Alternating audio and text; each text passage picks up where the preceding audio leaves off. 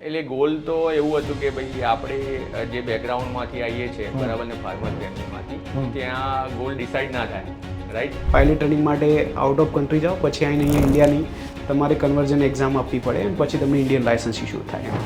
એરફોર્સનું પેલું પ્રદર્શન કેવું લાગેલું હોય ને ત્યાં જવાનું થયું. ત્યાંથી મનમાં એક થોટ પ્રોસેસ આવે કે पायलट भी बनी शकाय.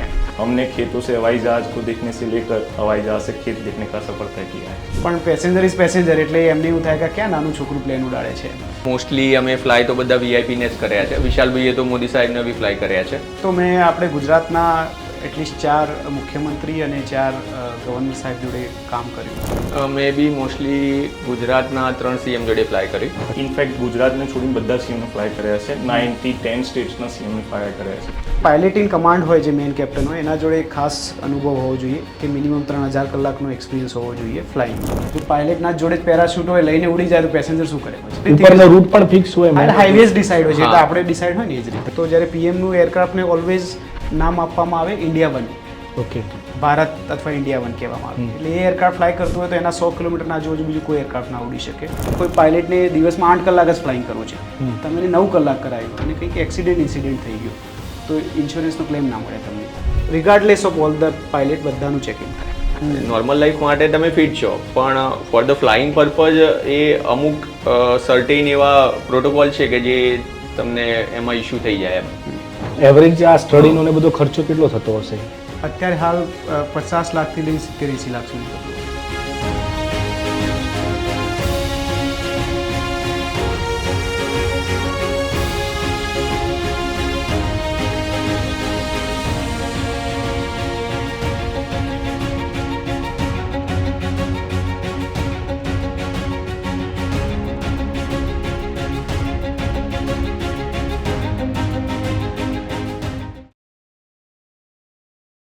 उड़ने दे इन आज़ाद फिजाओं में इन पंछियों को गालिब जो तेरे अपने होंगे वो लौट आएंगे. નમસ્કાર, હું છું જેડી ગુજરાતી.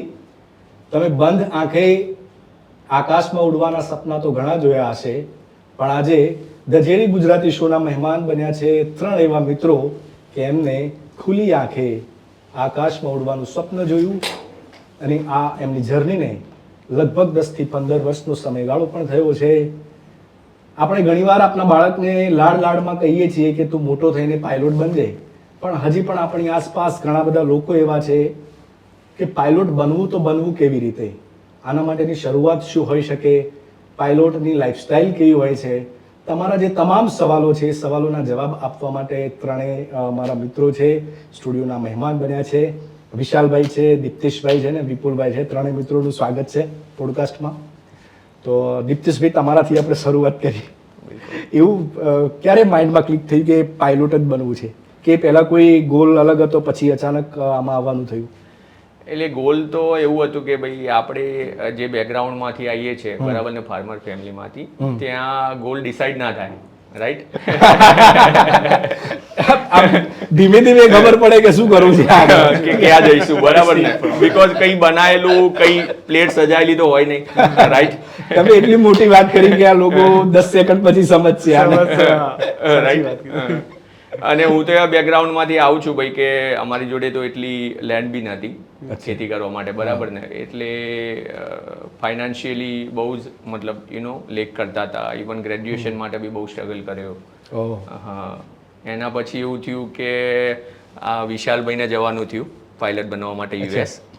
અને બધાના સપના તો હોય જ રાઈટ કે ભાઈ મને પાયલટ બનવું છે, પણ આપણે એવું વિચારીએ પહેલેથી ઓળખતા હતા કે પાછળથી કોન્ટેક્ટમાં? એ જ વખતે કોન્ટેક્ટમાં આયા, એના થોડા ટાઈમ પહેલા નહીં, પણ હું અરાઉન્ડ હી વોઝ 17th.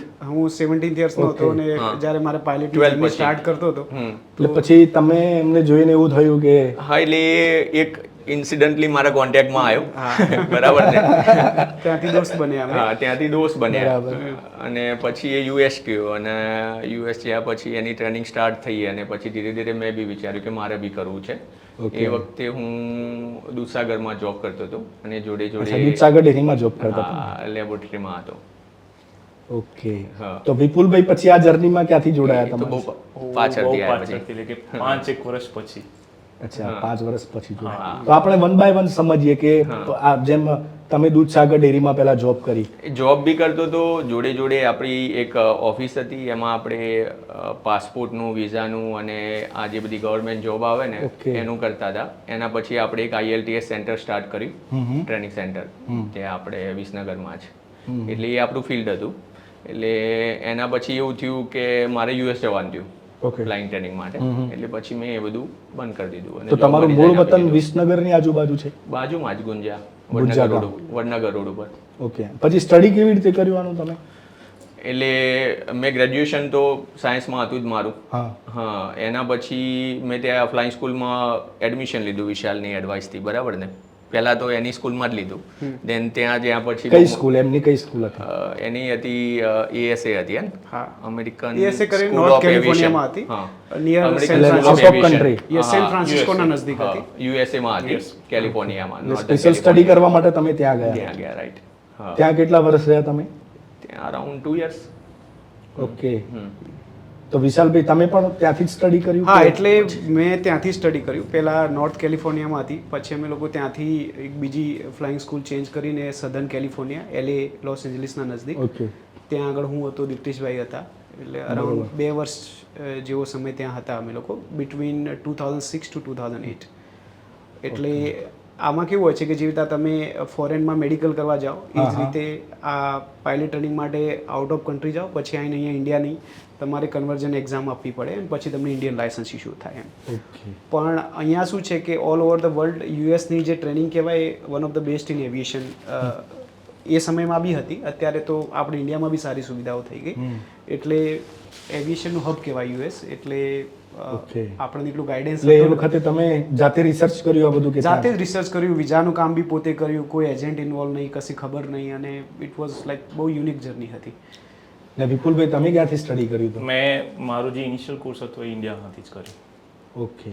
પણ આ તો આપણે શોર્ટમાં વાત પતાવી દીધી કે તમે યુએસ ક્યાં સ્ટડી કર્યું, પણ એ પહેલાની જર્ની સ્ટ્રગલ બહુ હતો. ઘણીવાર રાત્રે દિવસ દેખાતો હશે, દિવસે રાત દેખાતી હશે. એના વિશે કંઈક કહો તો વધારે મજા આવે. એટલે એકચ્યુઅલી શું હતું કે જે તો દીપ્તિશભાઈ કીધું કે આપણે મહેસાણામાં રહીને એવિએશન વિશે તો ખબર પડવી બહુ મુશ્કેલ વસ્તુ છે, આપણા થોટમાં બી ના આવે. અને મોસ્ટલી આ ફિલ્ડમાં નોર્થ ઇન્ડિયન, પંજાબીઝ ને દિલ્હીથી વધારે લોકો હોય છે. આપણા ત્યાં તો પાયલટ બનવું એટલે આપણને એવું હતું કે આપણે એરફોર્સમાં જ પાયલટ બની શકીએ, બરાબર છે. પણ લકીલી મને મારા લક હતા કે હું નવોદય વિદ્યાલયમાં ભણતો હતો અને એ સમયે દિલ્હીમાં 10th મેં પાસ કર્યું ને એટલે અમારી સ્કૂલ તરફથી ક્યાંક એરફોર્સનું પેલું પ્રદર્શન કે એવું લાગેલું હોય ને ત્યાં જવાનું થયું. ત્યાંથી મનમાં એક થોટ પ્રોસેસ આવ્યો કે પાયલટ બી બની શકાય એમ. પણ ત્યાં સુધી એક જ જ્ઞાન હતું કે એનડીએના થ્રુ એરફોર્સમાં જઈ શકાય ને આમને તેમ. પછી એનડીએની બધી પ્રિપરેશન ને બધું ચાલુ કર્યું. એનડીએની પ્રિપરેશન ચાલુ કરતાં કરતાં થોડા મમ્મી પપ્પાને એવું લાગ્યું ભાઈ એકનો એક છોકરો છે ને પેલા ફાઇટર પ્લેન ક્રેશ થતા હોય છે ને આવું છે તેવું છે, એટલે કે અમે નહીં જવા દઈએ. આપણી માનસિકતા એવી હોય કે ભાઈ આ તો ડૉક્ટર બનો અથવા એન્જિનિયર બનો એમ. પણ એ મનમાં ઘૂસી ગયું હતું કે આ જ કરવું છે. એટલે ત્યાંથી ખબર પડી કે ભાઈ સિવિલ એવિએશનમાં બી મતલબ પેસેન્જર એરક્રાફ્ટમાં બી પાયલટ બની શકો. પછી ત્યાંથી એક ડીજીસીના ઓફિસની ખબર પડી એટલે મેં ત્યાં જઈને ઇન્કવાયરી કરી અને પછી ત્યાંથી બધું નોલેજ મળતું રહ્યું કે આ રીતે કરો, આમ કરો, તેમ કરો. અને પછી 12th પછી મેં આગળની પોતાની જર્ની ચાલુ કરી એમ. ઓકે. વિપુલભાઈ તમે પણ ફાર્મર ફેમિલીમાંથી બિલોંગ કરો છો? મમ્મી પપ્પા બંને. તો તમને ક્યારે એવું ક્લિક થયું કે પાયલોટ બનવું છે? એકચ્યુઅલી તો મને બાળપણમાં જ બધા છોકરાને એવું હોય કે ભાઈ આપણે પ્લેનને ઉડતા જોતા હોય તો બધાને એવું લાગે કે એક દિવસ આમાં ઉડીએ. આપણે બનાવતા હોય ખબર કાગળના પ્લેન બનાવી વાત કરતા. તો એટલે જનરલી આમ જ્યારે બધા જોડે વાત કરતા હોય ત્યારે એવું કહેતો હોઉં છું કે ભાઈ हमने खेतों से हवाई जहाज को देखने से लेकर हवाई जहाज से खेत देखने का सफर तय किया है. क्या बात है. તો પછી ગુજરાતીમાં ઘણીવાર બધા મિત્રો પેલું નહીં કહેતા કે અથવા મા બાપ કે ભાઈ વધારે હવામાં ના ઉડીશ, એટલે અમે લોકો તો કે ભાઈ અમારું તો કામ જ છે ત્યાંથી આવે છે, બરાબર, એટલે ઉડવું જરૂરી છે. તો પછી એ ટાઈમે તો 2007માં આઈ થિંક સુનિતા વિલિયમ્સ પહેલી વખત પાછી આવી હતા. હા, તો એમનું બધું ન્યૂઝપેપરમાં વાંચ્યું હોય એટલે થોડું ઇન્સ્પિરેશન મળે. તો મેં ઇનિશિયલી પહેલાં કોમર્સ લીધું હતું, લાઈક 10 એક દિવસ માટે. પછી એવું લાગ્યું કે જો પાયલટ બનવું હશે અને આવું બધું કરવું હશે તો આપણે સાયન્સમાં જવું પડશે. તો મેં શિફ્ટ ડાઉન કરી દીધું સાયન્સમાં. અચ્છા. અને પછી સાયન્સ થયા પછી એન્જિનિયરિંગમાં મેં એડમિશન લીધું કારણ કે 2009માં એટલું ફાઇનાન્શિયલી આપણે એટલા સ્ટ્રોંગ નહોતા. કે આપણે પાયલટ ટ્રેનિંગ પરસ્યુ કરી શકીએ ને એવું બધું. તો મેં એન્જિનિયરિંગ સ્ટાર્ટ કર્યું ગણપત યુનિવર્સિટીમાંથી. ઓકે. એન્ડ પછી વચ્ચેથી મેં એન્જિનિયરિંગ છોડી દીધું હતું. અને કારણ કે પેલું એવું હોય ને કે ભાઈ જે ફિલ્ડમાં જવું હોય એમાં અંદરથી તો થયા જ કરે કે ભાઈ આમાં જવું જ છે. ગોલ સેટ થતો તો એ વખતે. હા, એ વખતે પણ ફાઇનાન્શિયલી કન્ડિશન્સ પણ થોડી સ્ટેબલાઇઝ કરવાની હોય. રાઈટ. તો પછી 2012માં એવો મોકો મળ્યો કે ચલો હવે આપણે ફાઇનાન્શિયલી પણ થોડા ઠીકઠાક થયા છીએ અને આમાં જવું જ છે. તો એ ટાઈમે ભાઈને પહેલી વખત હું મળ્યો હતો. તો વિશાલભાઈને મળ્યો? હા, વિશાલભાઈને મળ્યો હતો. તો કારણ કે એમનાથી જ ગાઈડન્સ લેવા બીજા કોઈ તો વિશાલભાઈ વખતે જોબ કરતા હતા ઓલરેડી? હા, હું તો 2008માં જ જોબ પર લાગી ગયો હતો. ઓહો કયું ચાલે અત્યારે 2025? 25. ઘણા વર્ષ થઈ મોર ગયા. દેન 17 years એક્સપિરિયન્સ હશે. 17 વર્ષમાં તો તમે કેટલા દેશો ફર્યા છો, ક્યાં ક્યાં ઉડ્યા છો? હા, એટલે 17 વર્ષ આમ લકી 17 ટૂંકમાં તમને લોકો એવું કહી શકે કે 17 વર્ષથી હવામાં ઉડો છો તમે. શરૂમાં એવી તકલીફ થતી હતી કે Training અલગ. 19 વર્ષના હતા એટલે નોકરી લાગી ગયા હતા. હા. એટલે ઘણીવાર પેલા 20-21 વર્ષના છોકરાઓ ચાર્ટર પ્લેન અથવા પ્રાઇવેટ પ્લેન ઉડાડતા હોય તો પેસેન્જરને થોડી ડર લાગે કે એમને એવું હોય કે લાઈક તમે ડોક્ટરને કોઈ યંગ ડોક્ટરને જો તો તમને એવું લાગે કે આને અનુભવ નહીં થાય કે હોય નવા નવા Right. અને થોડા ઘરડા હોય તો એવું લાગે કે આમને આવડતું હશે આવી આપણી એક experience માનસિકતા હોય પણ એવું નથી હોતું. આ સ્કિલનું કામ છે. It's nothing related with the age. ઘણીવાર 50 વર્ષનો બી અનુભવ થાય તો એ પાયલટના અંદર એ સ્કિલ નથી હોતી જે કોઈ છોકરાના અંદર 2 થી 3. આ ગાડી જેવું છે. કોઈ ગાડી 10 દિવસમાં એટલી સ્કિલ એક્વાયર કરી લે કે કોઈ 4 વર્ષ ચલાવીને બી એ સ્કિલ ના આવે એના અંદર એમ. એટલે પણ પેસેન્જર ઇઝ પેસેન્જર એટલે એમને એવું થાય કે ક્યાં નાનું છોકરું પ્લેન ઉડાડે છે. રાઈટ. એક માનસિકતા તો હોય જ છે આપણે અને બધા. એવું નહીં કે આપણે ઇન્ડિયામાં જ હોય, બધે ઓલ ઓવર હોય. ધ વર્લ્ડ All બધે over the આ જ world. સેમ મેન્ટાલિટી હોય છે. બિલકુલ. પણ આટલા વર્ષની અંદર તમે બધા ઘણા બધા VVIPs જોડે પણ બિલકુલ, ગયા હશો બિલકુલ, તો બિલકુલ. એ કેવા લોકોને મળવાનું થયું, કેવા અનુભવો રહ્યા એમની સાથેના પર્સનલી? ઓલ ઓવર તો બધા જોડે સારા અનુભવ રહ્યા છે. મોસ્ટલી અમે ફ્લાય તો બધા VIP ને જ કર્યા છે. વિશાલભાઈએ તો મોદી સાહેબને બી ફ્લાય કર્યા છે. અચ્છા. When he was CM. Politically one by one આપણે બધા છે કે પોલિટિકલી અથવા કોઈ એવા સેલિબ્રિટી લોકો જોડે તમે કોની જોડે કામ કરવાનું થયું? મને તો મેં આપણે ગુજરાતના એટલીસ્ટ 4 મુખ્યમંત્રી અને 4 ગવર્નર સાહેબ જોડે કામ કર્યું. સ્ટાર્ટિંગ ફ્રોમ મોદી સાહેબ 2011થી. ઓકે. અને પછી કમલા બેનીવાલજી એ વખતે આપણા ગવર્નર હતા. યસ. એટલે મોદી સાહેબ જોડે બહુ યુનિક એક્સપિરિયન્સ હતો 2011થી 2014 સમયમાં. એટલે જેવું આપણે એમની પર્સનાલિટી છે ને રિયલ લાઈફમાં મતલબ he is a different person એમ. ઓકે. પણ કહીએ ને કે માણસ જ કહેવાય. એટલે એમની જોડે બી ફ્લાઇંગ કરતા વેળી ક્યારે કોઈ પ્રેશર નહીં એમના તરફથી કે કેપ્ટન આજે આપણે ફ્લાઇંગ કરવાનું છે. તમે ક્યાં બી કંઈ કોઈ ટેકનિકલ ઇશ્યુઝ હોય, વિઝિબિલિટી હોય, વેધર ખરાબ હોય તો તમે એમને જઈને એક્સપ્લેન કરો તો એ ઓલવેઝ અન્ડરસ્ટેન્ડ કરે કે કંઈ વાંધો નહીં. ખાલી એક જ ક્વેશ્ચન પૂછે કે આપણે નેક્સ્ટ ક્યારે જઈ શકીશું, કારણ કે ટાઈમ મેનેજમેન્ટ એમનું બહુ પરફેક્ટ હોય છે. બીજું સાહેબ જોડે એમને અનુભવ રહ્યો કે રાતના 12 વાગ્યા હોય અથવા 2 વાગ્યા હોય ક્યાંય બી હોય ઇન્ડિયામાં, રાત્રે ઘરે પાછું આવવાનું ગાંધીનગર. અચ્છા. ભલે સવારે 5-6 વાગે ફરીથી જવું પડે. એટલે એ યુનિક હતું એમને. ભલે 2-3 કલાક માટે બી આવતા હોય. પછી રૂપાણી આનંદીબેન આવે એટલે ડિફરન્ટ અનુભવ હતો એમની જોડે. રૂપાણી સાહેબ થોડા સહેજ હતા. અત્યારે હાલ ભૂપેન્દ્ર સાહેબ જોડે છીએ તો એ ડિફરન્ટ પર્સનાલિટી છે. પણ ઓવરઓલ બધા જ પોલિટિશિયન્સ બહુ સિમ્પલ. એમની કોઈ રિક્વાયરમેન્ટ નથી હોતી. જે આપણે જેવું જમીએ એવું જે બી મળે એ લોકો જમી લે. ઘણીવાર તો એમની તબિયતનું બી ધ્યાન નથી રાખતા કે જે મળે એનું. અમને ઘણીવાર ચિંતા થાય કે હાઇજેનિક કે લોકો જમે છે કે નહીં, કારણ કે એમનું ટ્રાવેલિંગ એટલું બધું હોય છે. પણ ઓવરઓલ જેવું આપણે સાંભળીએ છીએ ને કે નેતાઓ આવું કરે તેવું કરે, એવો પર્સનલ અનુભવ ક્યારે મને નથી થયો એમ. તમારો દીપ્તિશભાઈ? મેં બી મોસ્ટલી ગુજરાતના 3 CM જોડે ફ્લાય કર્યું. અચ્છા. એક રૂપાણી સાહેબ, આપણા જે હાલ ભૂપેન્દ્રભાઈ પટેલ છે, અને આનંદીબેન હું આવ્યો એટલે આનંદીબેન ઓલરેડી મતલબ એમનો કાર્યકાળ પૂરો થઈ ગયો હતો. પછી જેટલા બી ગવર્નર આવ્યા ત્યાંથી અત્યાર સુધીમાં એ બધા જોડે ફ્લાય કર્યું. અને એના સિવાય અમે લોકો ઇસરોમાં બી ફ્લાય કર્યું. મેં બી કર્યું, વિશાલે બી કર્યું. વિપુલભાઈ? ત્યાંનો બી યુનિક એક્સપિરિયન્સ હતો. વિપુલભાઈ ગુજરાત સ્ટાર્ટ કર્યું હતું. હા, એમને દિલ્હીથી સ્ટાર્ટ કર્યું હતું. ઓકે. તો તમે શરૂઆત ક્યાંથી કરી હતી? મેં દિલ્હીથી સ્ટાર્ટ કરી. મારી પહેલી જોબ દિલ્હી એરપોર્ટ પર. એટલે મતલબ ક્યાંથી ક્યાં જતા તમે?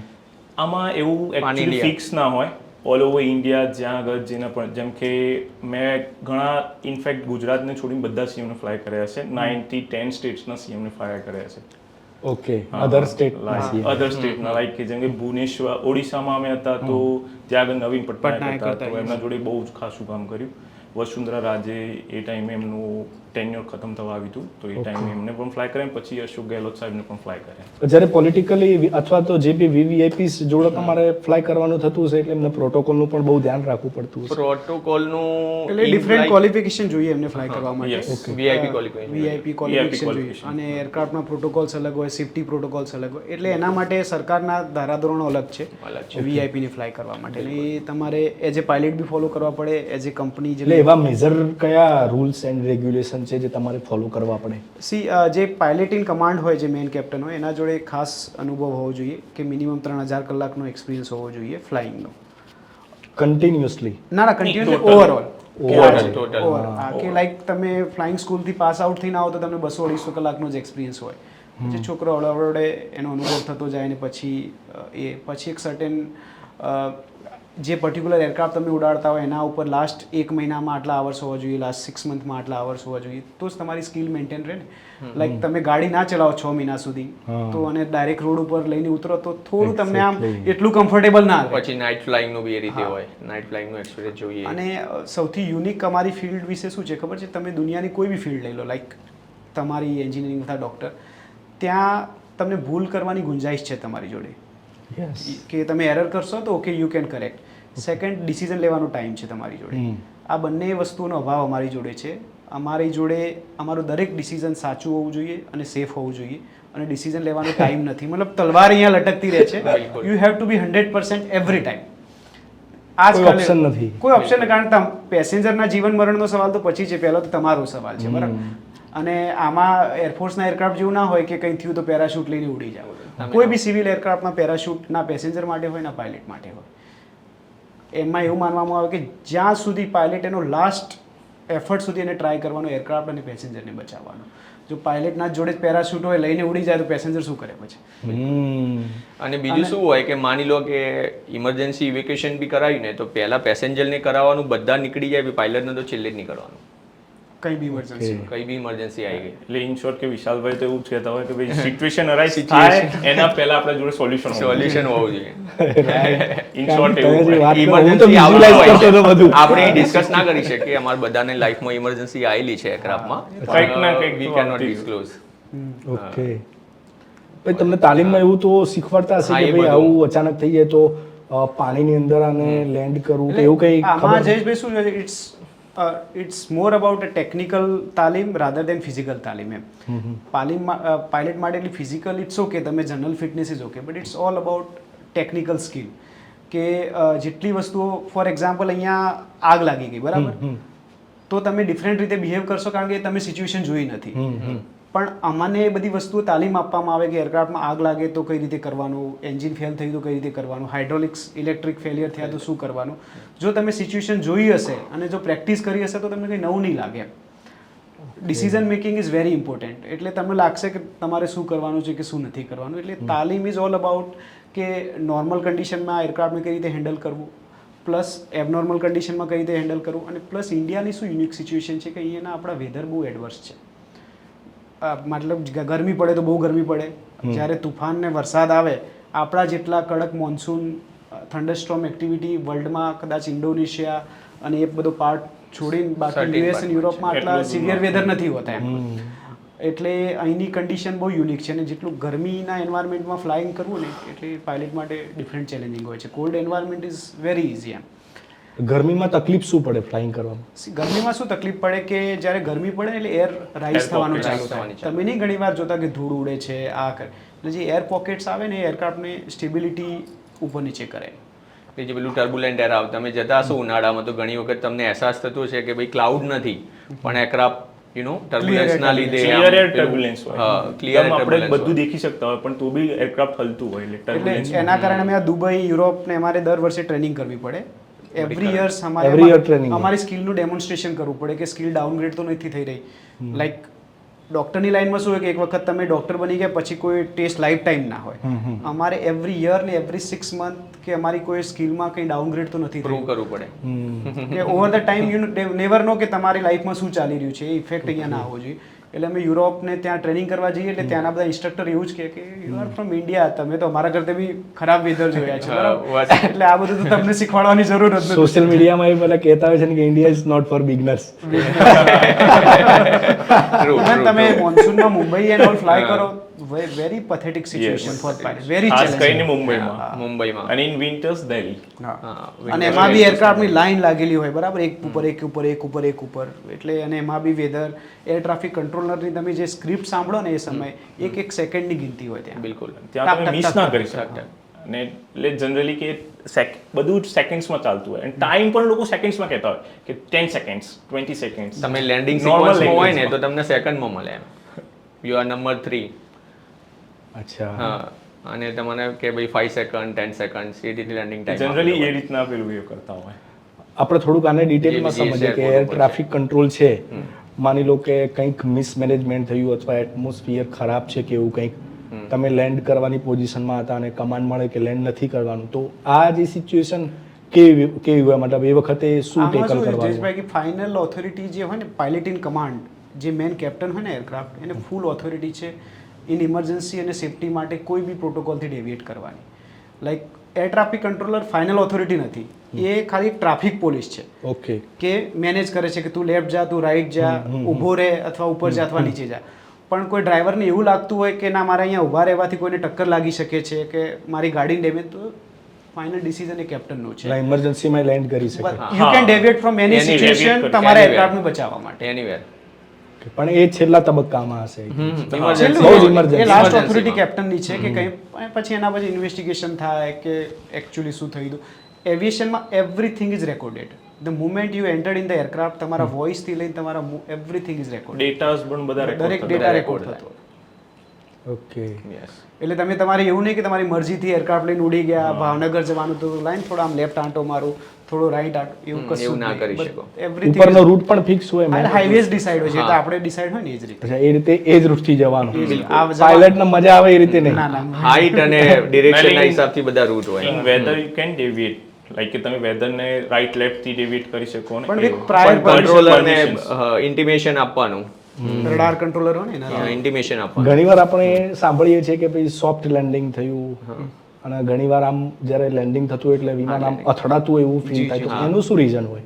એટલે મિથ્સ છે જયેશભાઈ કે કોઈ પાયલટ દુનિયાનો ગેરંટી ના કરી શકે કે હું એવરી ટાઈમ સ્મૂથ લેન્ડિંગ જ કરી અચ્છા, શકે. એટલે હા. એવરી એના હાથમાં નથી. Depend on weather also. Every landing is different for temperature ઉપર Okay. ડિપેન્ડ કરે. Every location is different. દરેક લોકેશન્સની ભૌતિક જે આપણે કહીએ ફિઝિકલ કન્ડિશન્સ અલગ અલગ છે, meteorological condition. It's all up to atmosphere. હા, શોર્ટ રનવે છે, બહુ ફૂલ બધી લેન્થ રનવે conditions છે, matter બહુ બધી કરતી. Too many કન્ડિશન છે એમ. conditions. હા, so like many runway conditions. Line શું છે, એ દિવસ હવા શું છે, એ દિવસ ટેમ્પરેચર શું છે, what weight you are carrying, બહુ બધી માઉન્ટેનમાં લેન્ડ કરો છો, સી સાઈડ લેન્ડ કરો Seaside છો. land કરો છો. એલિવેશન ઓફ ધ ફિલ્ડ, એટલે કે એલિવેશન શું છે ફિલ્ડનું, ઓકે.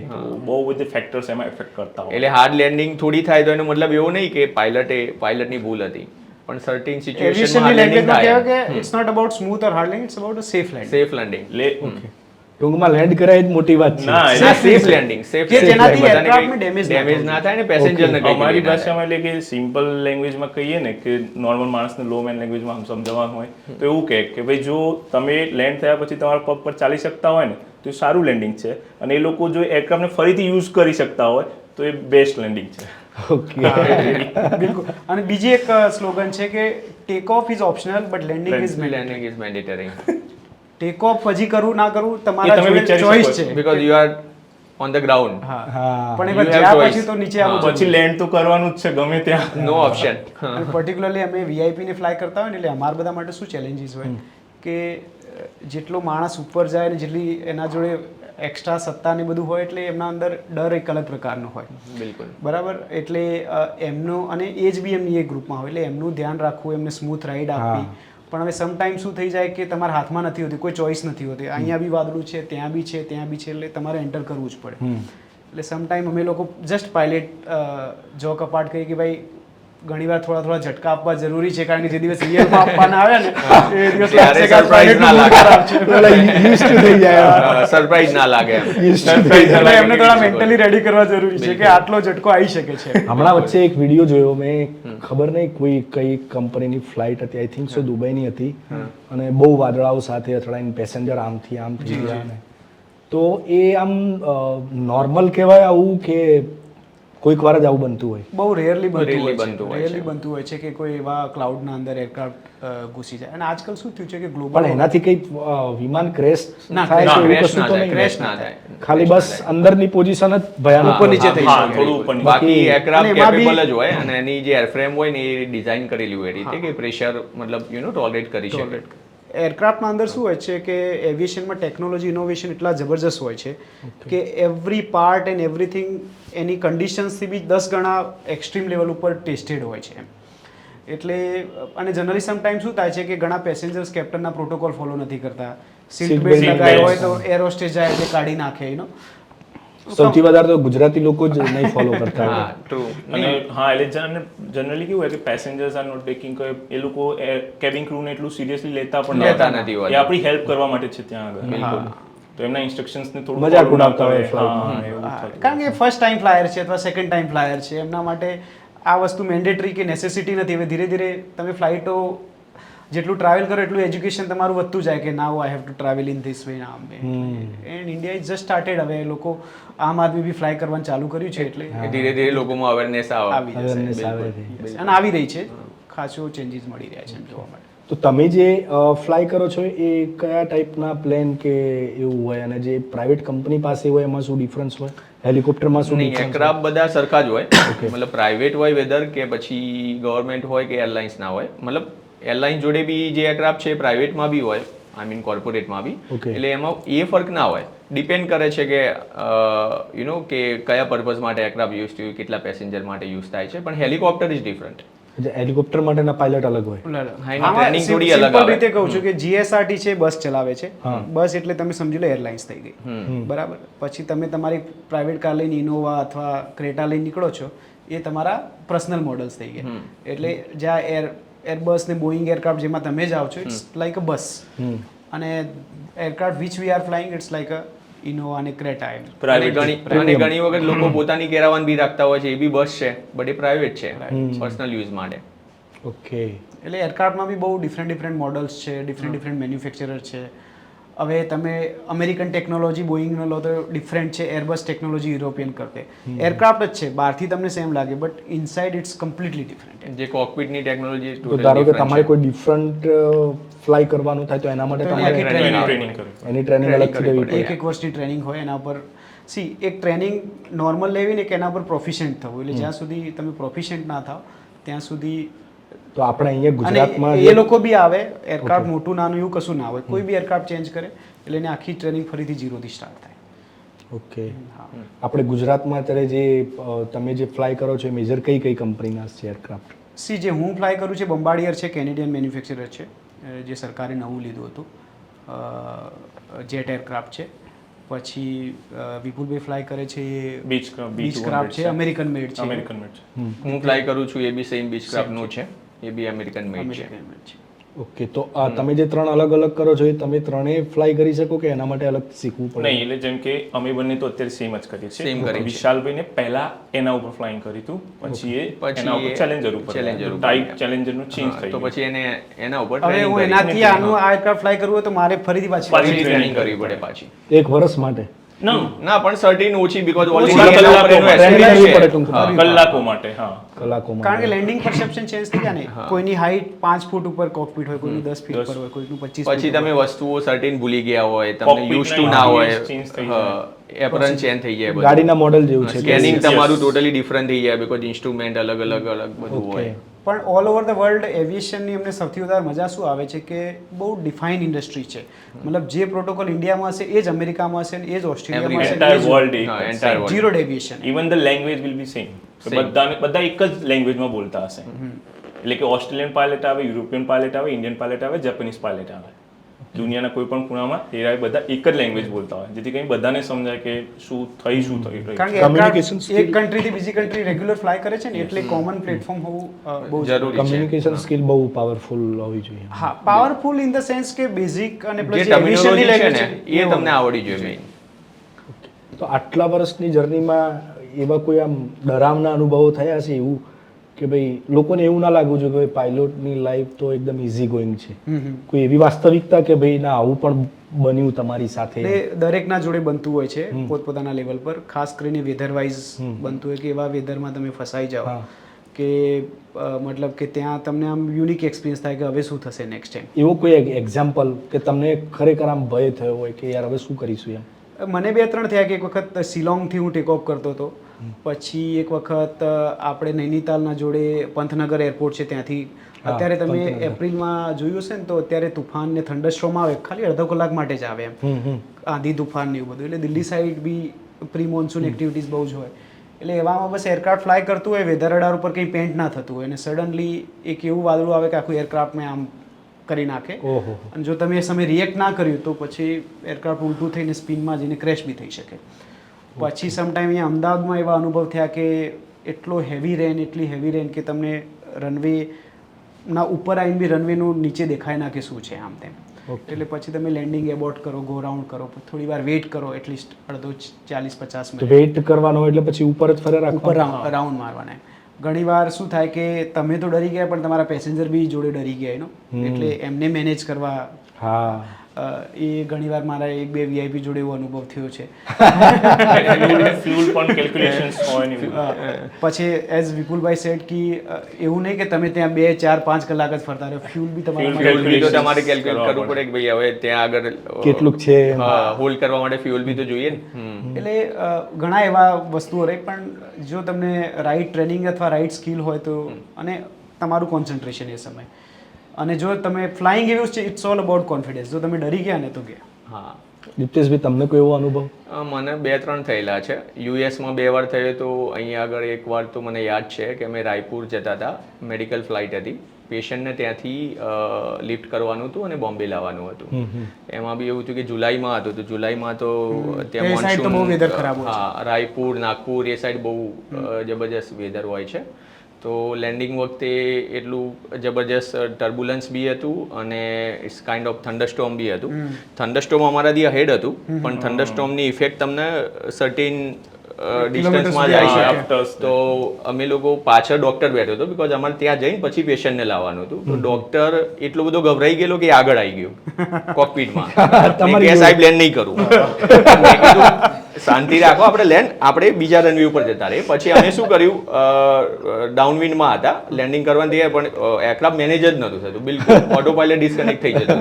એટલે અમે રનવે ચેન્જ કર્યો, રનવે ચેન્જ કરીને આવ્યા ને તો ત્યાં કશું નહોતું, પછી લેન્ડ કરી ગયા. પેલો કે સાહેબ આપણે જતા રહી, પેશન્ટને લેવું જ નહીં. એટલે રનવે ચેન્જ એટલે ફોર એક્ઝામ્પલ કહું કે તમે અમદાવાદ આમ આવવાના હતા ને એની જગ્યાએ પછી આમથી જ લેન્ડ થઈ ગયા, બેક થઈ ગયા. ફોર એક્ઝામ્પલ ગાંધીનગર થી આવતા હોય તો સમટાઈમ ગાંધીનગર બાજુ જ હતું, આ બાજુ ગાંધીનગર વરસાદ પડતો હોય તો સિવિલ સાઈડ ના બી પડતો હોય. હા, એવું You M. can come from other side. પણ જો વિન્ડ્સ તમારી લિમિટ્સમાં ફેવરેબલ હોય તો. હા, વિન્ડ ફેવરેબલ હોય તો આવા ટાઈમે આપણને બી થોડો સર્ટેન, તો એ એટલું એક્સ્ટ્રીમ વેધર હતું ને કે થોડો ડર આપણને બી લાગે, પણ આપણે બી કંટ્રોલ કરવું પડે કે આપણે લેન્ડ કરવાનું છે. વિપુલભાઈ તમને એવો અનુભવ કોઈ? સેમ ભાઈએ કીધું એમ કે શિલોંગ બારાપાની, તો બારાપાની થોડું ટ્રિકી, થોડું ટ્રિકી છે. હા, અને એક લાસ્ટ યર અમે અમદાવાદમાં જતા, તો લાઈક કે બધા ઓલમોસ્ટ આવતા હતા, એપ્રોચ કરતા હતા, તો એક બેને ગો રાઉન્ડ કર્યો, તો માંડ અમે વેધરમાંથી નીકળીને એપ્રોચ માટે આવ્યા, અને આગલા વાળાએ કંઈક રિપોર્ટ કર્યું, તો રનવે પેલા થોડી વાર માટે ક્લોઝર માટે લીધો, હવે ગો રાઉન્ડ કરવો પડે. તો એ વખતે એટલું દુઃખ થયું યાર, માંડ અમે લોકો નીકળીને આવ્યા છે વેધરમાં, ખરાબ વેધરમાંથી અમે નીકળીને ઓલમોસ્ટ લેન્ડિંગ માટે આવ્યા, પછી ફરીથી પાછા જાઓ, તો લાઈક કંઈક રનવે ઉપર આવી ગયું હશે વોટ એવર. ઓકે, તો એ વખતે ઘણું દુઃખ થાય કે યાર ફરીથી એ પાછું વેધરમાં જવાનું છે. અને ટેકનિકલી શું થાય જયેશભાઈ કે જે એરલાઇન્સના એરક્રાફ્ટ હોય છે ને મોટા હોય છે, પાવરફુલ હોય છે, એટલે અમારી પાયલટની લેંગ્વેજમાં એ ફ્લાય કરવા ઇઝી હોય છે. બરાબર. યસ. પણ અમે જે એરક્રાફ્ટ ફ્લાય કરીએ ને એ it's required more pilot input, it's required more pilot skill. Okay and your experience. હા, અને Experience also. એ લોકો તો શું મોટા એરપોર્ટ ટુ મોટા એરપોર્ટ જ જાય, બોમ્બે, અમદાવાદ, દિલ્હી. અમારે તો ઘણીવાર કેશોદ, માંડવી, અમરેલી, કે જ્યાં નીચે ગ્રાઉન્ડથી કોઈ જાણકારી જ ના હોય તમને. બિલકુલ પ્રોપર વેધર ના મળે, વેધર રિપોર્ટ ના મળે, હવા ક્યાંથી આવે હવા છે, ક્યાંથી આમ આવે છે. તેમ. એટલે સાદી ભાષામાં કહીએ તો એક પટ્ટી દેખાય ત્યાં ઉતરી જવાનું. ઉતરી જવાનું કાઇન્ડ ઓફ. અને એટલીસ્ટ આ તો ઠીક છે, વીઆઈપી સીએમ સાહેબ જતા હોય તો એટલીસ્ટ પોલીસ હોય, સિક્યુરિટી હોય, પણ સમટાઈમ તમે નોર્મલ પેસેન્જરને ફ્લાય કરતા હોય તો એવું થાય કે કશું ના હોય. ગાય આવી ગઈ, બેચ આવી ગઈ, યુ નો. કઈ બી આવી શકે. હા. હવે તમે મારી જોડે થયું હતું, શિવરાજસિંહ ચૌહાણને લઈને અમે લાલપુર નથી, હા તો અમે લોકો જબલપુરના આગળ એક ડિસ્ટ્રિક્ટ છે લાલપુર, ત્યાં લેન્ડ કરતા હતા શિવરાજસિંહ ચૌહાણને લઈને. તો પોલીસ પ્રોપર લાગી હતી, સીએમ હતા, આમ તેમ. અને જેવા રનવે પર આવતા હતા, ક્લિયર વેધર હતું, બેસ્ટ વેધર હતું. હવે માણસની માનસિકતા કેવી હોય કે એરક્રાફ્ટ આવે ને એટલે બધું ભૂલીને એની સામે જોવે, ચાહે પોલીસ હોય કે કંઈ બી હોય. હા. તો બધા પોલીસવાળા બધા હવામાં જોઈ રહ્યા હતા એરક્રાફ્ટ આવતું, ઓબ્વિયસલી છે, બરાબર. એટલે એટલામાં પેલી ભેંસ આવી ગઈ, કોઈને ધ્યાન જ ના આપ્યું રનવે, બરાબર. એટલે પછી અમે ગો રાઉન્ડ કર્યું, લેન્ડિંગ એબોર્ટ કરી, પછી ફરીથી આવે. બધા વિચારતા હતા કે પાયલટ કેમ જતા રહે, એમ લેન્ડિંગ ના કર્યું. પછી ફરીથી ઉતાર્યું, પછી પોલીસને સમજાય કે હવે તમારે રનવેની આ બાજુ મોઢું કરીને ઉલટા ઉભું રહેવાનું, એટલે તમારે એરક્રાફ્ટ જોવાનું જ નહીં. રાઈટ. એટલે તમારી ઈચ્છા જ ના થાય થોડું. જો તમે જે બેસો, જે મેન કેબિન હોય કોકપિટની અંદર, ત્યાં બધી શું શું ટેકનોલોજી, શું શું એવી બધી સિસ્ટમ હોય કે જે તમને ફ્લાય કરવા માટે હેલ્પફુલ થાય? સી ફંડામેન્ટલ તો સેમ જ હોય, રિગાર્ડલેસ ઓફ એની એરક્રાફ્ટ, બરાબર. બાકી વિપુલભાઈ છે, ભાઈ કે શું શું ટેકનોલોજી હોય છે એમાં? ભાઈ એટલે કે જનરલી જેમ વિશાલભાઈએ કીધું કે બેઝિક્સ જે છે ને એ બધામાં સેમ દરેક aircraft ગાડીના same જેવું જ. પણ લાઈક ટેકનોલોજીસ સોફિસ્ટિકેટેડ હોય, થોડી એડવાન્સ ટેકનોલોજી પણ થઈ જતી હોય ઘણા એરક્રાફ્ટમાં. જેમ કે અત્યારે વિશાલભાઈ જે એરક્રાફ્ટ ફ્લાય કરે છે ટુ મચ એડવાન્સ છે. પછી બીજા જે નવા બહુ એરક્રાફ્ટ automation છે. બહુ ઓટોમેશન્સ હોય. અને રાઇટ નાઉ જે હું એરક્રાફ્ટ ફ્લાય કર્યું છે ઇટ્સ ઓલ્ડ સ્કૂલ એરક્રાફ્ટ, તો you require your concentration also, અને તમે થોડી સ્કિલ્સ એમાં પાયલટનું કામ મારા કરતા એટલીસ્ટ એમનું બે ગણું વધી જાય. કે બધું વધી જાય. કન્વેન્શનલ હોય, એમ ડિજિટલ ઓછું હોય. આ પેલું કેવું હતું, એક હાથથી ઓપરેશન કરવું અને રોબોટથી ઓપરેશન. જેમ કે તમે ઓટો કાર ફ્લાય કરતા હોય અને પેલી નોર્મલ મેન્યુઅલ મારુતિ કરતા હોય, એમાં કેટલું એટલે ડિફરન્સ છે? ટેસ્લા પેલામાં મારુતિ 800 માં જેટલો પેલો ડિફરન્સ હોય એટલો વાસ્ટ ડિફરન્સ હોય. અને ચેલેન્જિંગ શું થઈ જાય કે અમદાવાદથી અમે બંને જઈએ છીએ સુરત, મારે બી એ જ વેધર ફેસ કરવાનું છે વિથ ડિફરન્ટ ટેકનોલોજી, એમને બી એ જ વેધર ફેસ કરવાનું છે with different different technology. Technology. Where એમની જોડે ઇનપુટ મિનિમમ છે, મારી જોડે મેક્સિમમ છે. વેધર રડાર બી આ એમની એરક્રાફ્ટમાં skill વધારે required એડવાન્સ છે, different. આમાં એટલું એડવાન્સ નથી. એ બધા બહુ બધા ફરક છે. અને જનરલી કેવું હોય કે જ્યારે તમે કોકપિટમાં હોય તો સારું પાયલટ એને જ કહેવાય કે એના જોડે જેટલા અવેલેબલ રિસોર્સિસ હોય એને સારી રીતે ઉપયોગ કરે. એને એના જોડે એટલા જ રિસોર્સિસ છે કે એને નવું મળવાનું નથી કોઈ રિસોર્સિસ. તો સારો પાયલટ એ જ હોય જનરલી કે ભાઈ જે અવેલેબલ રિસોર્સિસ હોય એને સારી રીતે એના અનુભવ પ્રમાણે એનો ઉપયોગ કરે. તો જ્યારે ફ્લાય કરતા હોય એટલે કમ્પલસરી એવું હોય ખરું કે એક પાયલોટ હોય તો ચાલે અથવા બે પાયલોટ હોવા જ જોઈએ? નહીં, એટલે ઇન્ડિયામાં તો એવું છે કે જે કોમર્શિયલ ફ્લાઇંગ કરો ને એમાં મલ્ટી પાયલટનું જ ટુ પાયલટનું જ પ્રોવિઝન છે બાય રૂલ્સ. બાકી એરક્રાફ્ટ વાઇઝ હોય છે કે સમ એરક્રાફ્ટમાં સિંગલ પાયલટ ઓપરેશન હોય છે અને અમુક એરક્રાફ્ટમાં ટુ પાયલટ ઓપરેશન હોય છે. પણ કોમર્શિયલી તમે ના કરી શકો. કોમર્શિયલી ના કરી શકો without two pilot. Up to certain aircraft. Up to પછી જે certain aircraft. બીજા એરક્રાફ્ટ છે જેમની સ્પીડ વધારે છે, જેમનું વેટ વધારે છે, એમાં તો રિગાર્ડલેસ ઓફ એની બે પાયલટની. હું તમને સિમ્પલ લોજિક સમજાવું કે તમે ગાડી ચલાવતા હોય ફોર એક્ઝામ્પલ, બરાબર. તમે 50ની સ્પીડથી ગાડી ચલાવતા હશો, પછી 60, 80, 90, 100, 50, 60 ચલાવતા હશો એટલે યુ આર વેરી રિલેક્સ, આજુબાજુ દુકાન જોઈ લેતા હશો કે ચાની દુકાન ક્યાં આવી. ધ મુમેન્ટ યુ ક્રોસ 100ની સ્પીડ એટલે યુ આર મોર અટેન્ટિવ, બરાબર, કે ભાઈ કંઈ બી આવી શકે છે. 150 જાઓ તો તમને બી એ થાય કે હવે શું થાય છે. Where aircraft is flying approximately 800-900 km/h ની સ્પીડથી. તો તમારે એઝ અ કેપ્ટન એરક્રાફ્ટને કંટ્રોલ રાખવું હોય ને તો એની સ્પીડથી નહીં વિચારવાનું, એનાથી એક સ્ટેપ આગળ રહેવાનું. તો જો એરક્રાફ્ટ 800-900ની સ્પીડથી જતું હોય તો તમારું માઇન્ડ 1500 અથવા 1600ની સ્પીડથી વિચારવું નેક્સ્ટ જોઈએ પોઝિશન આગળ હોવું. દરેક આગળનું શું સિચ્યુએશનમાં. પોઝિશન અલાવા બહુ બધી સિચ્યુએશન છે અને આ વસ્તુ દુનિયાની કોઈ કિતાબ ના શીખવાડી શકે. It's only come with practice અને પ્રેક્ટિસ. કે કોઈ પેલા નહીં, આપણે ઘણીવાર વાંચતા કે પેલો 8મામાં ભણતું છોકરાએ PhD પાસ કરી લીધી, પણ તમે એવું નહીં સાંભળો કે 8માંથી ભણતું છોકરું બોઈંગ 777 ઉડાડી દીધું. એને આવે જ ના, કોઈને બી ના આવે, મતલબ એવું કોઈ બાય બર્થ બી ના આવી It takes શકે. time. એ ખાલી પ્રેક્ટિસ ફ્લાઇંગ આવર્સથી જ આવી શકે કે તમારું માઇન્ડ ત્યાં સુધી કેચઅપ કરી શકે. કારણ કે એરક્રાફ્ટ પ્રેશર બી ટૂંકમાં એટલું જ પ્રેશર એટલું જ હોય. ફોર એક્ઝામ્પલ મારું એરક્રાફ્ટ છે અહીંયાથી લંડન બી નોન સ્ટોપ ફ્લાય કરી શકે, અને હું બરોડા લઈને જાઉં ને એટલે 8 થી 10 મિનિટની ફ્લાઇટ હોય છે. મારે એ જ પ્રિપરેશન કરવી પડે જે મારે લંડન માટે કરવી પડે. ઓકે. પેસેન્જર માટે તો 8 મિનિટની જ ફ્લાઇટ છે, પણ મારી પ્રિપરેશન તો સેમ જ હોય, કારણ કે એ જ ટેક ઓફ છે, એ જ લેન્ડિંગ છે, એ જ રનવે છે ને એ જ પેલું છે. પણ 8 મિનિટના અંદર એટલા બધા ટાસ્ક કરવા પડે, એટલા કરવા પડે કે ખાલી પ્રેક્ટિસ થઈ જાય. ટેક ઓફ, લેન્ડિંગ, ક્રૂઝ બધું પહેલેથી પ્રિપેર કરીને જ જવું પડે. હા. મતલબ એડવાન્સમાં તમારું માઇન્ડમાં બધું સેટ હોવું જોઈએ કે ભાઈ યાર બરોડા તો સીધું આવી જ ગયું ટેક ઓફ થયા આવું. જ્યારે વીવીઆઈપીસને લઈને તમે લેન્ડ કરતા હો તો ત્યાં જ કોઈ એ લોકેશનથી બી લોકેશન જતા હો તો બી લોકેશનનું સતત અપડેટ પાયલટને સીધું મળતું હોય કે કેવી રીતે હોય? સી ગ્રાઉન્ડ તો જે સાવ ના તમે કીધું કે બધાને લોકલ common જ જગ્યા મળતું હોય. કોમન જ મળે common જ બધાને. મળતું હોય. કંઈ અલગ ના હોય, પણ વીઆઈપી આવતા હોય તો થોડા પ્રોટોકોલ સિક્યુરિટી ને બધું એક્સ્ટ્રા હોય છે. પણ like for example PM fly કરતા હોય બરાબર, તો જ્યારે પીએમનું એરક્રાફ્ટને ઓલવેઝ નામ આપવામાં આવે ઇન્ડિયા 1. ઓકે. ભારત અથવા ઇન્ડિયા 1 કહેવામાં આવે. એટલે એ એરક્રાફ્ટ ફ્લાય કરતું હોય તો એના 100 કિલોમીટરના આજુબાજુ બીજું કોઈ એરક્રાફ્ટ ના ઉડી શકે. એના ટેક ઓફ અને લેન્ડિંગના 5 મિનિટના અંતરમાં બીજું કોઈ એરક્રાફ્ટ ના આવી Take off શકે. land ના થાય. પણ આ બધા પ્રોટોકોલ પીએમ અને રાષ્ટ્રપતિ જ એમના માટે છે, બાકી સ્ટેટ લેવલ પર સીએમ ને એમના માટે કોમન ફ્લાઇંગ જ હોય છે. ધારો કે તમે અહીંયા ગાંધીનગરથી ફ્લાય કર્યું અને કોઈ માની લઈએ કે વડોદરા કે અથવા કોઈ નાની જગ્યાએ લેન્ડ કરવાનું કેશોદ છે, ગયા છે. હા, તો ત્યાંથી કોણ કોઓપરેટ કરતું હોય ફ્લાઇટને કે ભાઈ કેટલી વારમાં પહોંચશે, ક્યારે લેન્ડ થશે, શું?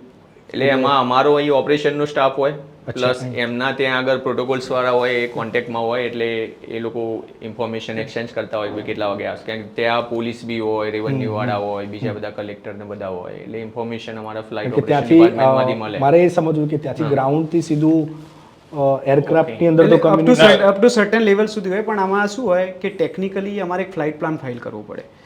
એ ફ્લાઇટ પ્લાન જે આપણું area for example Gujarat Mumbai રિજનમાં આવે છે વેસ્ટર્નમાં, તો ફ્લાઇટ પ્લાનમાં દરેક વસ્તુની માહિતી હોય કે આ એરક્રાફ્ટ અહીંયાથી ઉડશે, આટલા વાગે ઉડશે, આટલી હાઇટ પર જશે અને કેશોદ આટલી વારમાં લેન્ડ કરશે. એસ્ટિમેટેડ. જો એટલી વારમાં લેન્ડ ના કર્યું, ફોર એક્ઝામ્પલ એના પ્લસ માઇનસ કે બપોરે 2 વાગે લેન્ડ કરવાનું હતું, કેશોદ ના કર્યું, તો એની 10-15 મિનિટ સુધી રાહ જોવામાં આવે, અને જો ઓર 20 મિનિટ જેવું થાય તો search and rescue operation start થઈ જાય.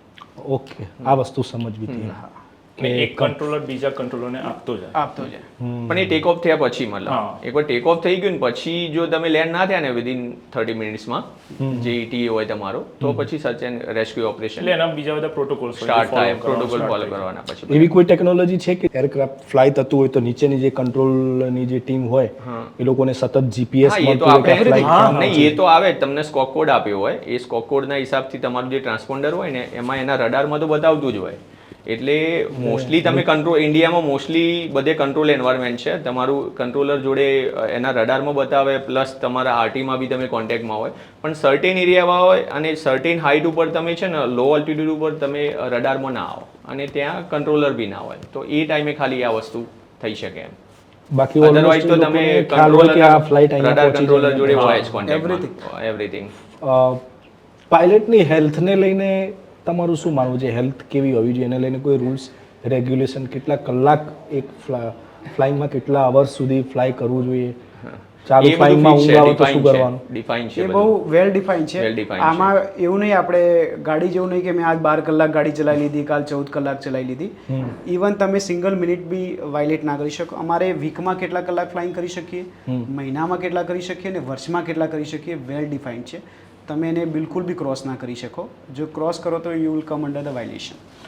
અને એ બધાને ફોલો કરવા પડે, કારણ કે જો એ ફોર એક્ઝામ્પલ કોઈ પાયલટને દિવસમાં 8 કલાક જ ફ્લાઇંગ કરવું છે, તમે એને 9 કલાક કરાવ્યું અને કંઈક એક્સિડન્ટ ઇન્સિડન્ટ થઈ ગયું તો ઇન્સ્યોરન્સનો ક્લેમ ના મળે તમને. હાઈ વેલ્યુ એસેટ છે, એરક્રાફ્ટ 300, 400 કરોડના મશીન આવે. એટલે એઝ અ બિઝનેસમેન અથવા એઝ અ ઓનર બી તમે એ રીતે ના વિચારો કે ભાઈ મારે કોઈ વાયલેશન કરવું છે. એટલે it's a very well defined. જે મેડિકલ ફિલ્ડમાં છે ઘણીવાર ડૉક્ટર ઓવરબર્ડન હોય છે. તમે ઘણીવાર અખબારમાં સાંભળ્યું હશે કે પેસેન્જર બેઠા હતા અને પાયલટ કોકપીટ છોડીને જતા રહે, એમની ડ્યુટી પૂરી થઈ ગઈ. તમે ઘણીવાર આવા ઇન્સિડન્ટ હમણાં રાજકોટમાં જ થયો હતો, ન્યૂઝમાં આવતું હોય છે કે દિલ્હીમાં ડિલે હતા, દિલ્હીમાં લેન્ડ થયા પછી લેન્ડ થયા પછી એરક્રાફ્ટ આવ્યું હતું બોમ્બેથી રાજકોટ અને રાજકોટથી જવાનું હતું દિલ્હી. તો પેલા પેસેન્જર ઉતરી ગયા અને દિલ્હીવાળા બેસી ગયા. હવે દિલ્હીમાં વેધર ખરાબ હતું એટલે પાયલટે 1 કલાક વેઇટ કર્યું, 2 કલાક વેઇટ કર્યું, પછી એનું ડ્યુટી ટાઈમ લિમિટેશન્સ આવી હતી એટલે પાયલટે કોકપીટ છોડી દીધું.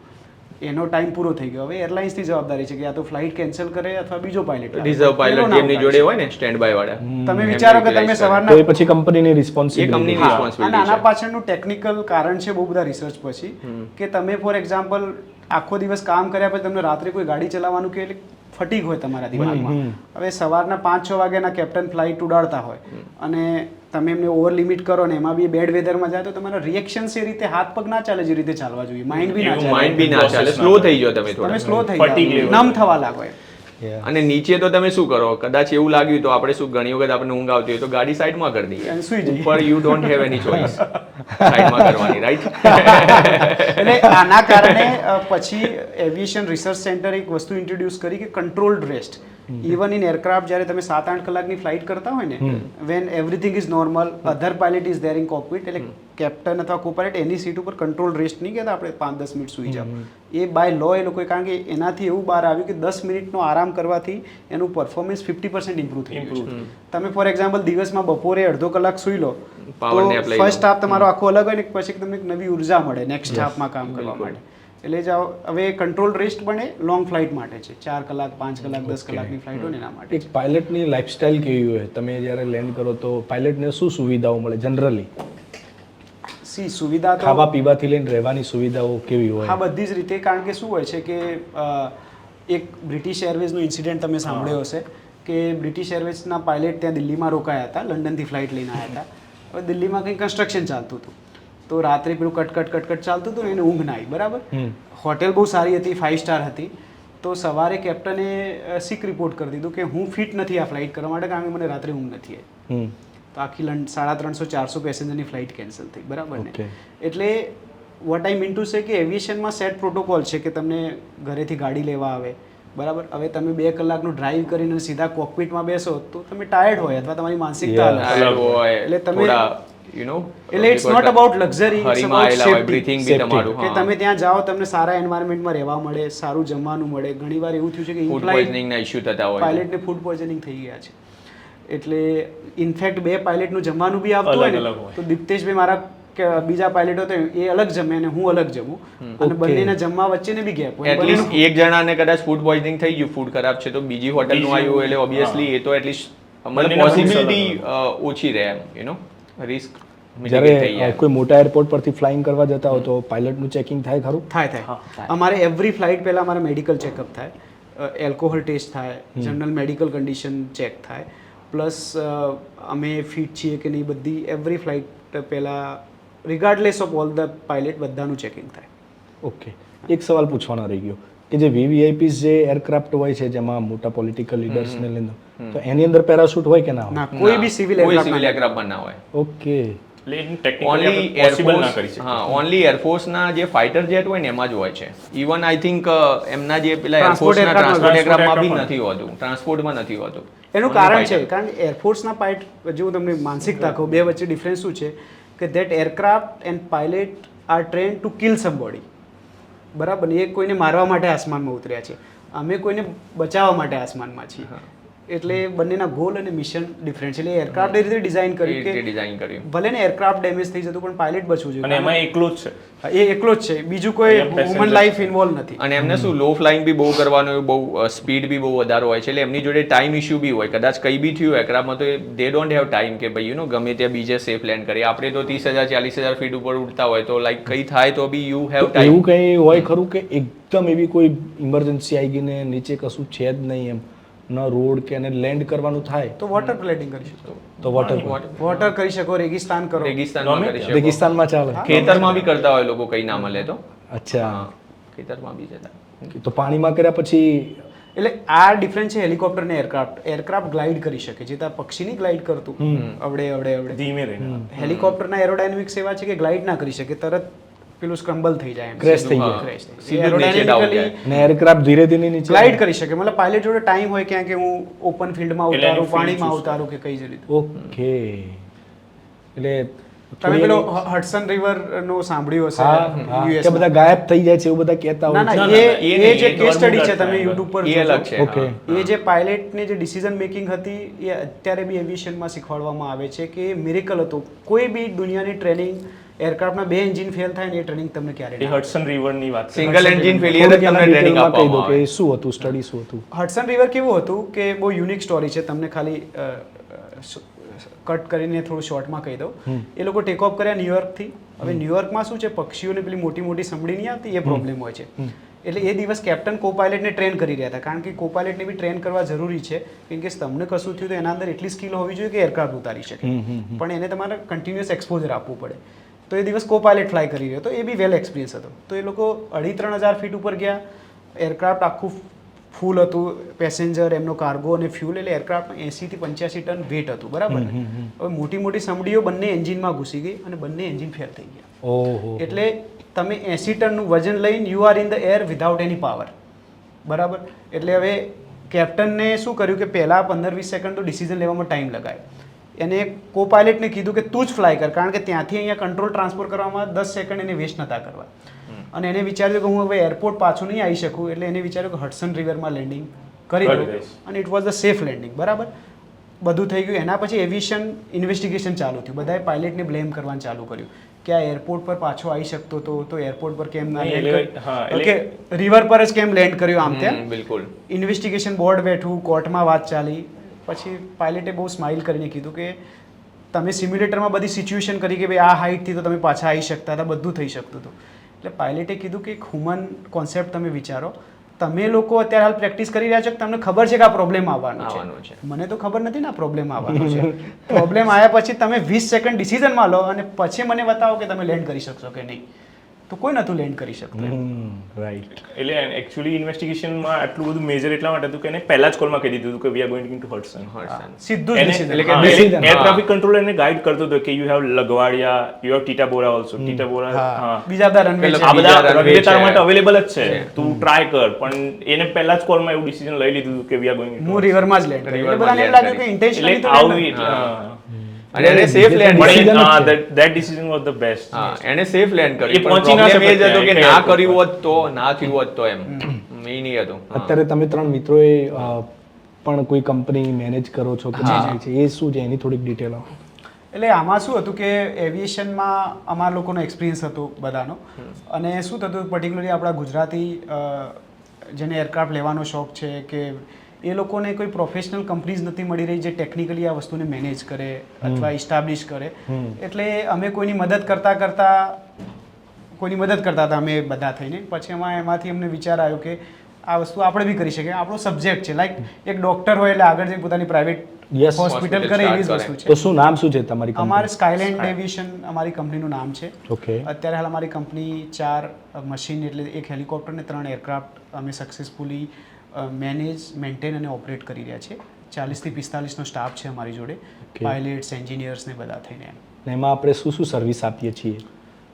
એમાં સર્વિસીસ આપણે ફ્લાઇટ ઓપરેશન કરીએ છીએ, પછી ચાર્ટર્સ કરીએ છીએ, મતલબ માર્કેટિંગ એ બધું કરીએ છીએ, મેન્ટેનન્સ કરીએ છીએ આપણે એરક્રાફ્ટનું, મતલબ A to Z ટોટલ આપણે સર્વિસ આપીએ છીએ.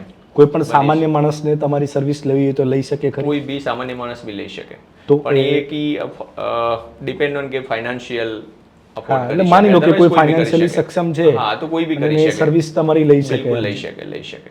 લાઈક પ્રાઇવેટ ટેક્સીની જેમ. હા, બસ. પ્રાઇવેટ ટેક્સીની જેમ યુઝ કરી શકે. તો એના માટે કોન્ટેક્ટ કેવી રીતે કરી શકે તમારો? એટલે એના માટે અમે અમારું ઇન્સ્ટાગ્રામ ઉપર બી છે આપણું, એ અમે લિંક તમને થંબલાઈનમાં તમે નાખી દેજો. ઇન્સ્ટાગ્રામ હેન્ડલ બી છે આપણું, ફેસબુક ઉપર બી છે, આપણી વેબસાઇટ બી છે. એટલે અમે તમને ઓકે, એટલે એના ઉપર જઈને લોકો એના ઉપર જઈને બી ડાયરેક્ટ કરી શકે. એમાં કોન્ટેક્ટ નંબર બી હોય છે, એટલે ડાયરેક્ટલી કોલ બી કરી શકો તમે. અને માર્કેટમાં આના જે ટ્રાવેલ એજન્ટ્સ હોય એ રીતે એજન્ટ્સ બી છે. એટલે we are A technical company, પણ અમને મોસ્ટલી બધા બુકિંગ એજન્ટ્સના થ્રુ પણ લોકો ડાયરેક્ટ બી તો કરી શકે. એટલે એટલા માટે તમે ઇન્સ્ટાગ્રામ ઉપર મૂકેલું છે, ફેસબુક ઉપર, ટ્વિટર ઉપર, બધા ઉપર મૂકેલું છે. અને એમાં આપણા નંબર બી હોય છે, જે માર્કેટિંગ પર્સન હોય ને, કે જે કોટેશન આપે અને તમને. બહુ એક્સપેન્સિવ છે આ બધું મેનેજ કરવું ને? એક્સપેન્સિવ તો છે. ધારો કે એક એક્ઝામ્પલ લઈ લઈએ કે કોઈ એક એક્સ વ્યક્તિ જે બહુ પૈસાવાળા માણસ છે, એને સીધું અમદાવાદથી મુંબઈ જવું છે, પર્સનલ ટેક્સીની જેમ ફ્લાઇટમાં. જી. તો એવરેજ કેટલો એક્સપેન્સ માનીને ચાલી શકાય? જે અમારું એરક્રાફ્ટ છે, જે લોએસ્ટ વન છે, એમાં એને અરાઉન્ડ 4 લાખ પ્લસ જીએસટી જેટલું આવે અમદાવાદ મુંબઈ માટે. પછી ડિપેન્ડ કરે કે તમારો હોલ્ટ વધી જાય તો ત્યાંના ગ્રાઉન્ડ હેન્ડલિંગ ચાર્જીસ વધારે છે, પછી પાયલટનું એકોમોડેશન ને બધું એડ થઈ જાય, એ બધા એક્સ્ટ્રા થાય. અદરવાઇઝ નોર્મલ કેસમાં તમને 4 લાખ પ્લસ જીએસટીમાં અમારું જે એક્ઝિસ્ટિંગ અમદાવાદ બેઝ ઉપર એરક્રાફ્ટ છે એ મળી જાય. 6 થી 7 અને લોકો depend- એમના ટાઈમથી જઈ શકે પછી ને આવી શકે. પેસેન્જર એરક્રાફ્ટ વધી કેવું છે એના ટાઈપ એટલે પર પણ 6 થી આ 7 તો જે લોકો આપણા જઈ શકે. એરક્રાફ્ટની વાત છે. અધરવાઇઝ તો પછી તમે જેટલું મોટું જેટ લો અને વધારે ફેસિલિટી વાળું લો એમાં વધી જાય. 10 લાખ બી થાય, 12 લાખ બી એટલે થાય. લાઈક મારુતિ 800 તમે રેન્ટ પર લો અને એક ઇનોવા લો અને એક મર્સિડીઝ લો. એમાં પછી એવું તો હોય નહીં કે તમે સિંગલ ટ્રીપ મારે રિટર્ન લઈને આવવાનું હોય કે સિંગલ પણ? રિટર્ન સુધીનું કીધું તમને. સિંગલ લો તો બી એ જ ભાવ લાગે તમને. હા, કારણ કે કોઈ બીજા ફરક ના તો પડે. પછી અમારા ખાલી માટેનો આવવાનું. સ્પેશિયલ કેસ છે. ચાર્જીસ તો એના જ લેવાના હા, છે. બિલકુલ. એટલે એરક્રાફ્ટ એના બેઝ પર પાછું આવી જ જાય. હા, બેઝ ટુ બેઝ નો ભાવ હોય. ઓકે. અત્યારે આપણે જોઈએ છે કે તમે કીધું કે ઘણા બધા લોકો પહેલાના સમયમાં તો બહુ ઓછા લોકોને જાણકારી હશે કે પાયલટ બિલકુલ. કેવી રીતે બનવું. બિલકુલ. ઘણા બધા છોકરા એવા હોય કે ભાઈ એમને પાયલોટ બનવું હોય પણ પ્રોપર ગાઈડન્સ ના હોય. જી રાઈટ. બની શકે કે મને ખ્યાલ નથી પણ ગુજરાતમાં પણ કોઈ આની સંસ્થાઓ શરૂ થઈ હોય જી. તો એની થોડીક બેઝિક જાણકારી આપો કે કોઈને આમાં આ ફિલ્ડમાં આવવું હોય તો કેવી રીતે આવી શકે. આમાં જો પહેલાં તો એને 12th સાયન્સ હોવું જોઈએ વિથ મેથ્સ એન્ડ ફિઝિક્સ. અમુક મેથ્સ ના હોય એ લોકો પછી ઓપન સ્કૂલથી મેથ્સની એક્ઝામ આપીને પણ કરતા હોય છે. એન્ડ દેન આફ્ટર્સ કે 5 સબ્જેક્ટ હોય છે, એ 5 સબ્જેક્ટ તમારે DGCAની એક્ઝામ કન્ડક્ટ કરતી હોય છે, એ કરવાનો હોય છે અને 200 આવર્સની ઇન્ડિયામાં ફ્લાઇંગ ટ્રેનિંગ કરવાની હોય છે if you are doing from ઇન્ડિયામાંથી જો કરતા હોય તો. અને આ બેઝિક એક CPLની વાત થઈ ગઈ કે આના પછી તમને એક CPL લાઇસન્સ મળતું હોય છે. એના પછી જ્યારે જોબ માટે જતા હોય ત્યારે એ જે તે કંપની તમને હાયર કરતી હોય એના જોડે જે પણ એરક્રાફ્ટ હોય એનું રેટિંગ એની ટ્રેનિંગ કરવાના અલગ કોસ્ટિંગ થતું હોય છે. પણ આમાં વિપુલભાઈ કીધું એ રીતે કે સૌથી મેજર મિસ્ટેક છોકરાઓ જે કરતા હોય છે કે બહુ બધા જે તક મેડિકલ કોલેજ, એન્જિનિયરિંગ કોલેજવાળા તો એડમિશન લેવા માટે એમને કંઈ બી પ્રોમિસીસ કરવાના કે કંઈ બી કરવાના. એટલે છોકરાઓને અમારી એડવાઇસ એ જ છે કે સૌથી પહેલાં મેડિકલ ફિટનેસ કરાવવી બહુ જરૂરી છે. એના પહેલાં તમારે કોઈ બી જગ્યાએ ફીસ ના ભરવી, કોઈ બી જગ્યાએ એડમિશન ના લેવું. જે એવિએશનના ધારાધોરણ છે કેન્દ્ર સરકારના એના પ્રમાણે પોતાના મેડિકલ ચેકઅપ કરાવવા કે તમે પાયલટ માટે ફિટ છો કે નહીં, એના પછી જ આગળની પ્રક્રિયા ચાલુ કરવી. જે કોમન મિસ્ટેક કરતા હોય છે પાછળથી તો બધું નકામું તો છે. પછી આપણો હા, સમય પણ તમને- બગડે ને પૈસા તમને પણ. ખબર નહીં કે તમારા બોડીમાં શું ઇશ્યુ છે. Yes. કઈ વાર જેનેટિકલ ઇશ્યુઝ હોય છે જે એવિએશનમાં એક્સેપ્ટેબલ નથી હોતા. બિલકુલ. એટલે નોર્મલ લાઈફમાં તમને તમને એવું લાગતું હોય કે હું ફિટ જ છું. નોર્મલ લાઈફ માટે તમે ફિટ છો, પણ ફોર ધ ફ્લાઇંગ પર્પઝ એ અમુક સર્ટેન એવા પ્રોટોકોલ છે કે જે તમને એમાં ઇશ્યુ થઈ જાય એમ. ઘણીવાર લોકોને ઘણા લોકો flying માં problem પરસેવો થતો આવતો હોય. હોય એમાં. અચ્છા. પછી હા, બહુ બધી વસ્તુ હોય એમ એવી કે કોઈના તમને નાક ખબર- બંધ થઈ જતા હોય ઉપર હા. જઈને, કોઈના કાન બંધ થઈ જતા કાન હોય, બંધ થઈ જતા તો એ હોય, બધું બહુ બધી ધ્યાન ઇશ્યુ હોય. રાખવું પડે. પછી હવે કોઈને તો માથું ચડી જતું હોય ઉપર જઈને. Vomiting. હવે તો સાયકોમેટિક ટેસ્ટ બી ચાલુ થઈ ગયો. ઉપર ઘણી બધું વખત તમે એવું થતું હોય, મેન્ટલી ફિટ ના ના થતું હોય. હોય. હા, હવે તો જે વિદ્યાર્થીએ કીધું સાયકોમેટિક ટેસ્ટ ચાલુ થઈ ગયો હવે. Even existing pilot માટે. એક્ઝિસ્ટિંગ બધા પાયલટ માટે. અમારા બધા માટે. પહેલા નતો. એ ઇન્ટ્રોડ્યુસ કર્યો ગવર્મેન્ટને કે ભાઈ હવે તમારે સાયકોમેટિક ટેસ્ટ બી કરાવવો પડે કે તમે મેન્ટલી ફિટ છો કે નહીં. મેન્ટલ હેલ્થ અત્યારે બહુ ઇમ્પોર્ટન્ટ તમે જ્યારે લાગ્યા ત્યારે ફિટ હતા, રાઈટ? પણ સર્ટેન એવું થયું કે તમારી લાઈફમાં કંઈક સોશિયલ ઇશ્યુ આવ્યા, બીજું કંઈ બી થયું, કોઈ એવા મોટા ઇન્સિડન્ટથી તમે ગુજર્યા તો તમારી સાયકોલોજીકલ હેલ્થ ઇફેક્ટ થવાની, એ જે પહેલા નથી પણ અત્યારે છે. તો એટલે હવે અમને કમ્પલસરી બધા માટે કરી દીધી, એક્ઝિસ્ટિંગ પાયલટ માટે. કારણ કે વર્લ્ડમાં એવા ક્રેશ થઈ ચૂક્યા છે કે જ્યાં પાયલટે જાણી જોઈને ક્રેશ કર્યા છે પર્સનલ મોટિવ માટે. ફોર એક્ઝામ્પલ જર્મન એક કાર્ગો એરક્રાફ્ટ હતું યુએસમાં, તો એના પાયલટને કેન્સર ડિટેક્ટ થયું. તો એને એમ થયું કે લાવ હું ઓન ડ્યુટી મરી જાઉં તો મારા ફેમિલીને ઇન્સ્યોરન્સ મળે.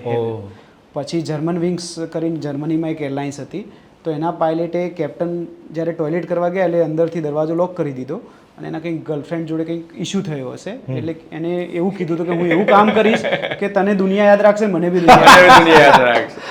અને માઉન્ટેન ઉપર ક્રેશ કર્યું ને 300 લોકોને મારી નાખ્યા. એની જાતે જ ટોટલી crash રોંગ, કરી દીધું. બરાબર. પણ એ આ એના માટે જ છે આ વસ્તુ ઇન્ટ્રોડ્યુસ થઈ છે કે ભાઈ સાયકોમેટિક ટેસ્ટ થવો જોઈએ. પરિસ્થિતિ કેવી? અને હવે તો ડ્રગ્સ ટેસ્ટ બી આવી ગયા છે. ડ્રગ ટેસ્ટ બી આવી ગયા. ડ્રગ ટેસ્ટ બીકોઝ કેવું કે તમારો આલ્કોહોલિક ટેસ્ટ તમારો થાય છે, પણ તમે ડ્રગ્સ લેતા હોય તો એમાં તો આવવાનું જ નહીં, ડિટેક્ટ જ ના થાય. તમે ડ્રગ્સ લો કેવી રીતે ખબર પડે? ના સ્મેલ આવે ના કઈ ખબર જ પડે. એટલે એક ડિટેલ એક્ઝામિનેશન પછી જ ખબર પડે, મેડિકલ એક્ઝામ. એનો બી એક ટેસ્ટ આવે છે. એટલે મેડિકલ ફિટનેસ અને કોઈ બી બાળકો જો આ ફિલ્ડમાં વિચારતા હોય, હમણાં જ એક છોકરી હતી એ મને કહેતી હતી કે વિશાલભાઈ મારે કરવું છે, અમારા નવોદયમાંથી જ હમણાં પાસ આઉટ થઈ. તો મેં કીધું કે તું મેડિકલ કરાય અને કરાવી એટલે એની હાઇટ નીકળી. પહેલાં તો ફીસ આપવાની તૈયારી કરતી હતી એના પેરેન્ટ્સે, એટલે કંઈક 148-149 સેન્ટીમીટર હતી. એટલે પાયલટ માટે કેવું છે કે ના તમારે વધારે લાંબા હોવું જરૂરી છે ને વધારે નીચે. એટલીસ્ટ તમે સીટ ઉપર બેસો તો તમારા હાથ પગ પહોંચવા જોઈએ. કોકપિટ ક્લિયરન્સ પેડલ્સ પર એ હિસાબથી તમારા હાથ અને પગની ખાસ કરીને હાઈટ હોવી જોઈએ. એટલે ઘણીવાર એવા ઇશ્યુઝ થતા. મોસ્ટલી લોકો આ મિસ્ટેક કરતા હોય છે. મેં પોતે કરી હતી. મારી આખી US થી ટ્રેનિંગ પૂરી થઈ ને એના પછી મેડિકલ ચેક. પણ એ તો લકી હતા તમે. લકીલી કંઈ નીકળ્યું ના. પછી મેં પણ કરી હતી. પણ બધું પતાવીને છેલ્લે medical મારા એક ફ્રેન્ડ અમને કાંઈ કોઈ ગાઈડ કરવા વાળું નથી. મારા એક ફ્રેન્ડ જોડે થયું હતું, એણે આખું CPL કર્યું. He was a navigator in navy. તો એના નેવીમાં જ્યારે શિપ ઉપર હશે ને ત્યારે એને કંઈક એવું પાર્ટિકલ અહીંયા આગળ અંદર ઘૂસી ગયેલો આંખમાં, અંદર પેલા રેટિનામાં. ઠીક છે, તો એના લીધે એ વખતે એને મેડિકેશન લીધું, બધું થઈ ગયું ઠીક. નોર્મલ લાઈફમાં એનું વિઝન બધું બરાબર હતું. હવે આને CPL કરી દીધું. એને એમ લાગ્યું કે યાર હું તો ઓલરેડી નેવીમાં હતો જ આમ તેમ. CPL કર્યા પછી જ્યારે ક્લાસ 1 મેડિકલ એરફોર્સમાં કરાવવા ગયો આપણે ઇન્ડિયન એરફોર્સની મેડિકલ હોસ્પિટલમાં, ત્યારે એ લોકો એ વસ્તુના લીધે એને પરમનન્ટ અનફિટ કરી દીધું. ઓકે. હવે આટલો બધો ખર્ચો, ટ્રેનિંગ બધું, એવરેજ આ સ્ટડીનો ને બધો ખર્ચો કેટલો થતો હશે? અત્યારે હાલ 50 લાખથી લઈને 70-80 લાખ સુધી થતું હોય છે. અને જોબનું ને બધું અલગ પાછી જે આપણે મોટા એરક્રાફ્ટની ટ્રેનિંગ કરો એ. તો ટ્રેનિંગ પાયલટ આપણે ચૂકવવાના પૈસા? ઇનિશિયલી ત્યારે ફ્રેશર હોય. initially fresher એક હોય લેવલ ત્યારે- લાઈક અમે લોકો જે લેવલ પર છીએ, હવે અમે ક્યાંય બી જોઈન કરીએ તો કંપની હા, પે હા, કરે, સમજી ગયો. કંપની પે બાકી કરે. ત્યારે ટ્રેનિંગ શરૂઆતમાં કરતા હોય એટલે આપણે એનું કારણ છે એરલાઇન્સ કેમ લેતી હોય છે, કારણ કે ઘણા સ્ટુડન્ટ્સ એ ટ્રેનિંગમાં ફેલ થઈ જતા હોય છે અને એમાં બહુ હ્યુજ રિસોર્સિસ, ઇન્વેસ્ટમેન્ટ અને ટાઈમ લાગતો હોય ટાઈમ છે. લાગે.